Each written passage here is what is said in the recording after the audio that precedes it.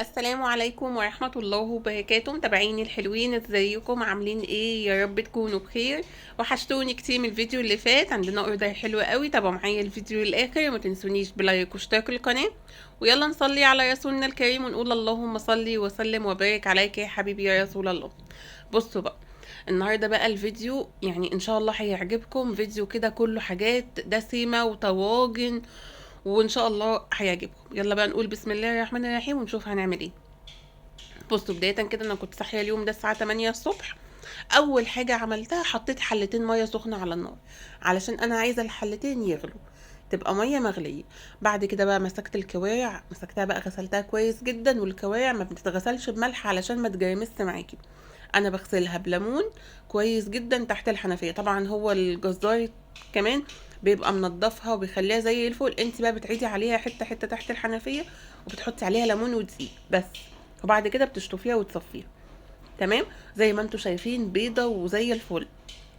بعد كده نزلت بقى فيها بالمية في المية السخنة، وسبتها بقى تاخد غلوتين كده لغاية لما تطلع كل الريم اللي فيها. تمام. اما بقى الحلة اللي هناك ديت، المية التانية دي غلت، هنبدأ بقى نجهزها للكوارع. عايزة اقول لكم الخطوة دي بتخلي الكوارع رهيبة، فيهاش ريحة زفارة. طعمها كده تحسي بالنظافة كده وانتي بتاكليها. بحط بقى ايه، ورق لوري وحبهان وطماطم وبصل وفلفل اسود، بس ما بحطش ملح. واهم حاجة بقى في الكوارع اللي انا احط معلقة سكر. ليه بقى معلقة السكر؟ معلقة السكر دي بتسرع السوا بتاعها، وفي نفس الوقت بتخليها ايه بقى، يعني بتخليها تستوي معاكي بسرعة، وبتخلي طعم الشوربة كده ايه، مسكر. فاهميني؟ المهم هسيبها بقى تغلي كده بالتوابل او بالبوكيه جرنيه اللي احنا عملناه. وتعالوا بقى ايه نشوف هنعمل ايه تاني. عملنا كوارع، يبقى لازم نعمل الصلصه، صح ولا ايه؟ صلصه بقى مميزه جدا. ليه بقى؟ انا بجيب توم، وانا بفضل عامه التوم اللي انا بقطعه، يعني التوم اللي يتفصص كده، عارفين كل حاجه كده من الالف للياء. انا بجيب راس توم حلوه كده افصصها، يعني 5 6 فصوص توم، واقطعه شرايح. عايزه اقول لكم بتبقى ريحه التوم قويه وبتبقى جباره. او مع معلقه سمنه كده او زبده، وبعد لما ياخد اللون الذهبي انزل عليه بمعلقتين من الخل. وبعد كده هنزل بعصير من الطماطم. تمام.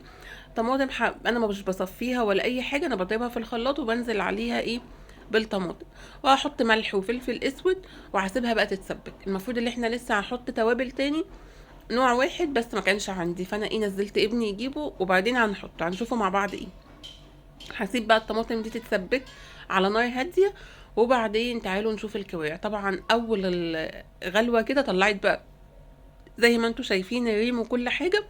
الميه دي طبعا انا بستغنى عنها الاولانيه خالص، لاني حتى لو ما طلعتش ريم بيبقى فيها يعني الميه ما تبقى يعني ايه صالحه اللي انت تعملي منها شوربه. لازم بقى اقوم نقلاها كده، واخداها كده مصفياها كويس جدا، ونقلها بقى في الشوربه اللي انا عملتها وجهزتها. بصوا بقى لون الشوربه او لون الكواع، الحله بقى اللي فيها الشوربه، يعني بجد بتفتح النفس. سيبها بقى تغلي غلوتين وكده خلاص، ولا هتطلع ريم ولا اي حاجه. تغلي غلوتين على نار عاليه، وبعدين ههدي عليها النار. نقلت بقى الصلصه بتاعت الكواع الناحيه التانية. يبقى كده الحلتين دول بقى ايه، هسيبهم بقى كده، وهطفي اول لما الطماطم تتسبك هطفي عليها. لكن الكواع هنساها، قعدت معايا حوالي ساعتين على النار. تعالوا بقى هنا نجيب طاسة ونجيب حلة. تمام، عشان نعمل بقى وصفة تانية. انا كده ايه بخلص وصفة معاكم. بصوا، في الحلة دي حطيت مكعب من السمنة، من الزبدة او السمنة. انا اليوم ده كنت شغالة بزبدة. حد سألني، متابعين سألوني اللي ايه بتجيبي الزبدة منين النيوزيلندي. الزبدة النيوزيلندي موجودة في اي حتة، بس المهم اللي انت تأكدي اللي هي نيوزيلندي، لان في انواع تانية زي ايرلندي، وفي ماركات ياما قوي. هي افضلهم النيوزيلندي. انا بجيبها من عند حد هنا، شركة اسمها شركة سمسم مستلزمات حلواني. بتبيع بقى كل حاجة، وحاجتهم حلوة جدا. تمام. طبعا لو عارفينها، هي تعتبر بين بكوس وبين الساعة، يعني قريبة من البيت عندي. تعالوا هنا بقى ايه، بعد جبت السمنة، بعد لما ساحت كده قمت نازلة ايه بكام فص توم برضو قطعتهم حلق، بس ما حطيتش خل. حطيت يا دوبك معلقة من الصلصة. والله ما فاكرة انا حطيت صلصة ولا لا، بس تقريبا ما حطيتش صلصة. المهم لو الطماطم عندك مش حامية حطي معلقة صلصة. وبعدين ضربت طماطم كده في الخلاط، وقمت ايه نازله عليها في الطماطم، وسبتها بقى ايه تتسبك مع شويه ملح وشويه فلفل اسود وشويه من السكر. يبقى التسبيكه بتاعه الكوارع خلاص قلنا فيها خل، اما التسبيكه دي ما فيهاش ولا خل ولا حاجه، هي ملح وفلفل وسكر وتوم وطماطم. تمام. بعد كده بقى ايه الطاسه اللي هناك او الوك، انا عصج لحمه بالطريقه العاديه خالص. حطيت بقى معلقه من الزبده، ونزلت بقى عليها بشويه من الزيت، وبعدين نزلت بالبصله لغايه لما دبلت كده او اخدت اللون البني الفاتح او العسلي ده. وبعدين قمت نازله عليه باللحمه المفرومه. هبدا بقى اعصجها زي ما انتم شايفين. اول لما تفرفر كده معايا هقوم نازله عليها بملح وفلفل اسود بس. البصل اللي انا كنت فرماه في الكبه بتاع اللحمه العصاج كنت حاطه معاه قرن فلفل رومي. عايزه اقول لكم بيديه طعم حلو قوي وتست حلو قوي. ممكن تحطيه الفلفل سبايسي لو انت حباها سبايسي. تمام. بعد بقى لما هتتعصج هشيلها بقى، وبعدين هنشوف هنعمل ايه. بعد كده بقى خدت بقى اللحمه العصاج، قمت فضيتها في طبق كده، وجبت الطاسه زي ما هي، حطيت فيها مكعب من الزبده وشويه من الزيت. ليه بحط زيت مع الزبده؟ عشان الزبده ما تتحرقش، لازم تحطي معاها ايه معلقه من الزيت. وبعد كده كنت بقى غاسله بطاطس ومقوراها زي ما انتم شايفين، علشان هنعمل بطاطس محشيه باللحمه المفرومه.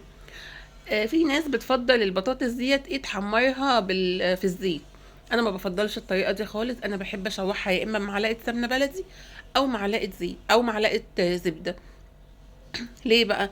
لان اولا البطاطس بتبقى لما بتتحمر في الزيت هتبقى تقيله، ولسه الصلصه فيها سمنه واللحمه العصاج، فبتحس ان البطاطس تقيله. لكن لما بتديها تشويحه كده مع معلقه سمنه بلدي، اولا البطاطس بتبقى بتدوب، وطعم البطاطسايه ذات نفسه من غير لحمه ولا من غير اي حاجه، معلقه السمنه بس دي كفايه اللي هي تخلي طعم البطاطس حلو، ومع رشه ملح ورشه فلفل اسود بس كده. بعد بقى لما تتشوح تشويحه كويسه كده، تحسي ان انت لو حطيتي الشوكه فيها لا بدات تدخل في السوا. تمام. هنبدا بقى نحشيها بالطريقه العاديه خالص، وتعالوا بقى نشوف هنعمل ايه. جبت بقى الصينيه بتاعتي اللي تدخل الفرن، وجبت بقى ايه القلب بتاع البطاطس اللي انا قورتها. طبعا مش هرميه، هنزله كده بس. اهم حاجه ما يكونش اسمر منك، لان البطاطس بتتاكسد على طول. يعني اول لما تتقور حطيها في التلاجة على طول. وبعد كده بقى ايه حطيت عليها معلقه من اللحمه العصاج ومعلقتين من الصلصه، وقلبت الكلام ده كله مع بعضه، وعملته كده زي فرشه او ارضيه، وهبدا ارص البطاطس عليها. طيب البطاطس ديت انا لما بفضل لما بجيبها يعني او بشتريها، اقول لكم على ايه على سر الصنعه. ما بحبش اجيب البطاطس الصغيره اللي بتتحشى. ليه بقى؟ اولا عبال لما بتقشريها وتقوريها بتبقى مش قد بعضها. انا بحب اجيب البطاطسايه الكبيره اللي هي ايه مطوله شويه. تمام. وبقشرها، وبعدين بقسم الواحده على اتنين، بتلاقي البطاطس زي ما انتم شايفين كلهم قد بعض. وبعد كده بقى ايه هبدا بقى احشيها بالمعلقه كده، وما بتاخدش وقت، وخلاص على كده البطاطس معايا خلاص. وهنزل بالصلصه زي ما انتم شايفين. عايزه اقول لكم معلقه السكر اللي بحطها في الصلصه بتاعت البطاطس دي بتوديها في حته تانية خالص. لو انتوا شايفين يعني كل التوابل اللي استخدمتها ملح وفلفل اسود، مفيش اكتر من كده. عايزه اقول لكم والله يا جماعه العميله لما كلمتني على الاوردر، يعني انا ما كنتش لاقيه كلام اقوله لها على الكلام اللي قالته لي. يعني بجد والله العظيم كلام فوق الوصف او فوق اللي هو يتحكى. ممكن لو انا حكيته لكم تقولوا بتبالغ. انا ذات نفسي شايفه يعني اللي هي ده كتير عليا. انا حتى بقول لها ده كتير عليا والله. تقول لي لا مش كتير عليك مش كتير عليكي. انا باكل في اكبر المطاعم، في مطاعم كتير جدا وكبيره، ومامتي ما بتشكرش في الاكل ده زي ما شكرت في اكلك. يعني ده كده بقول لها ده يعني تاج فوق راسي بجد. فبجد شكرا لذوقها من خلالكم بشكرها. وبشكر كل حد اخد مني حاجه والحمد لله عجبته. يعني ده فضل ونعمه من عند ربنا. تعالوا بقى ايه نشوف، عشان انا رغيت ياما، انا عارفه ان انا بقيت رغايه. المهم بصوا بقى، هنعمل خلطه المحشي. بصوا انا خلصت الحاجات اللي بتاخد وقت، وهنعمل بقى خلطه المحشي في اقل من ربع ساعه. حطيت بقى شويه زيت، حوالي ربع كوبايه من الزيت، وحطيت نزلت عليها ببصلايه مفرومه في الكبه. واول لما دبلت قمت نازله عليها بمعلقتين من الصلصه. وحطيت ايه طماطم، حوالي ده ايه كيلو الا ربع من الطماطم، لاني مش هعمل كميه كبيره، او كيلو من الطماطم، مع شويه ملح وشويه فلفل اسود صوتي بيروح. وايه وهسيبها تتسبك مع بعض. تعالوا بقى هنا نشوف ايه هنعمل الخلطه بقى. ايه الطماطم بتتسبك وفي نفس الوقت انا بجهز الخلطه. اخدت بقى بصلتين على طماطمتين على قرنين فلفل، وحزمه خضره كده شبت على بقدونس على كزبره، وضربت الكلام ده كله في الكب. تمام. بقى عندي خلطه محشي جبار. وبعدين قمت نازله بقى مقطعه بقيه كميه الخضره. انا بحب اضرب الخضره جزء في الكبه لان بتطلع ريحتها قوي عشان بتتفرم جامد، وجزء بقطعه على ايدي. وبعد كده نزلت بالرز، وبرده تبلت بقى الخلطه ملح وفلفل اسود وشويه من الزيت. وبعدين نزلت بالصلصه، وبقت خلطه المحشي جاهزه. سبتها بقى على الجنب، وتعالوا جاي نروح على الرخامه علشان نعمل الحلو بتاعنا. بصوا ببدأ لكم من الاخر للاول. طب انا ليه بعمل كده؟ هقول لكم بس لما نخلص الوصفه دي. بصوا حطيت 350 جرام من الدقيق، عليهم نص كيس بيكنج باودر، والحاجات الملونه دي الفواكه المسكره حطيتها في الدقيق. طالما بتحطي اي حاجه زبيب او فواكه لازم تحطيها في الدقيق تتقلب مع بعض علشان ما تتحرقش معاكي. وحطيت في العجين ربع كيلو من السكر على ربع كيلو من الزبده النيوزيلندي، يبقى ربع كيلو من السكر البودر على ربع كيلو من الزبده النيوزيلندي، وهضربهم مع بعض في العجين. لكن المكونات الجافة 375 جرام من الدقيق، عليهم نص كيس بيكنج باودر، وعليهم كمان حوالي نص كوباية من الفواكه المسكرة دي. تمام. قلبتهم مع بعض، وكده بقى المكونات الجافة معايا جاهزة. والزبدة بتتضرب مع السكر، ولازم تضربيها كويس جدا علشان تفتحي كده وتبقى فلافي، وفي نفس الوقت تبقى بيضة كده معاكي، تبيض وتبقى هشة. الخطوة دي مهمة جدا في كيكة الزبدة، طبعا انتوا حفظتوها. هنزل بقى بعد كده ب3 بيضات، طبعا تكوني مطلعة البيض من التلاجة، وهحط عليهم شوية من الفانيليا، وهضرب الكلام ده كله مع بعضه، وكده الكيكة خلصت معايا. انا اول حاجة بقى يعني لما بدأت بقى اشتغل ما بدأتش بالكيكة. ليه؟ علشان لسه الكيكة عايزة اشغل الفرن، وبتقعد وقت في الفرن طويل.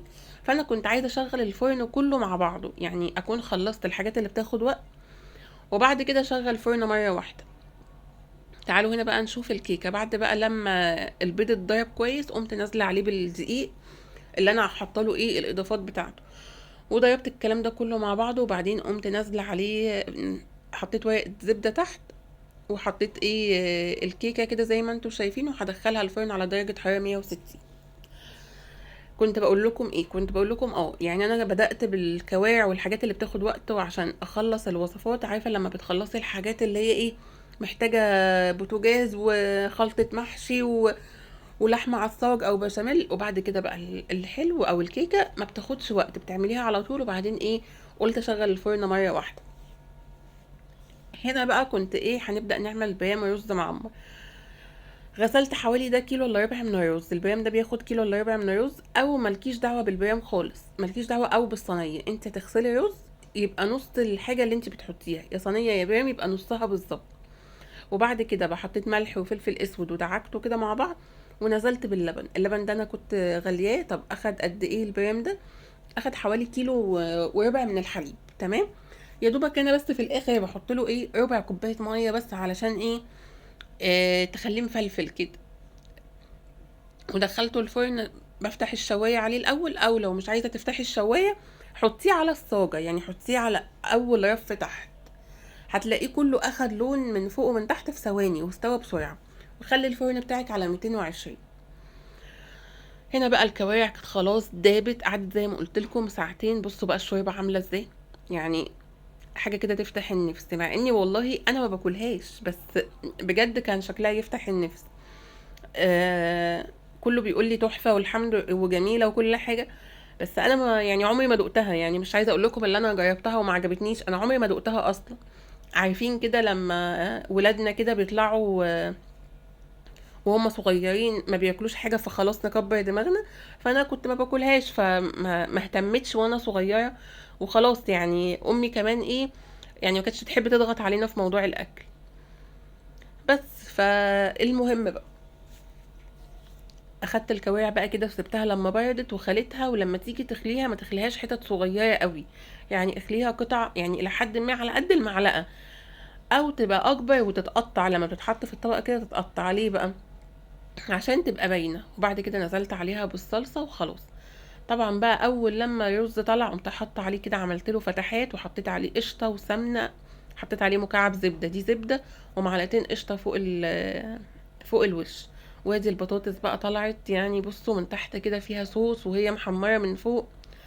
والمحشي البتنجان، تعالوا اقول لكم بقى على المحشي البتنجان والفلفل. بصوا لونه عامل ازاي، من غير ولا نقطه ميه. انا بسويه منه فيه ولا نقطه ميه. عايزه اقول لكم بيطلع عالمي، احلى ما تحطي له ميه. جربوه على ضمانتي.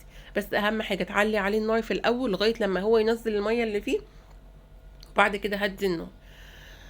بس اتمنى الفيديو ده يكون عجبكم، واتمنى الوصفات تكون عجبتكم. ولو وصلتم معايا لغايه هنا يعني ما تنسونيش بلايك واشتراك للقناه. وقولوا لي بقى في الكومنتات ايه رايكم في الوصفات بتاعه النهارده. بس بصوا بقى بريم الرز بجد كان شكله حلو ما شاء الله. الف هنا وشفا ليهم. بس واشوفكم فيديو جديد، والسلام عليكم ورحمه الله وبركاته.